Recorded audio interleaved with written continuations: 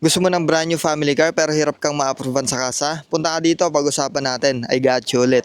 No broke boys, no new friends. I'm not pressure, give me my test. Ain't no lie. This is the 2025 Toyota Avanza E CVT automatic with only 15,000 kilometers on the clock. Sa exterior, meron kang fresh original paint, auto-retractable side mirrors, may turn signals dito, 15 inches alloy wheels, may mga custom marking spot, mga kapalang tires, at dito naman sa harap, LED headlight by fog lamps at new face na rin to. Under the hood, meron kang 1.3 liter 4-cylinder dual overhead cam, dual VVTi technology, automatic transmission at CVT na rin to, gasoline engine na napaka-reliable, napakatibay, super long lasting at syempre fuel efficient. At sa pinakalikod, meron kang LED taillight, rear sensor, rear camera at sa trunk.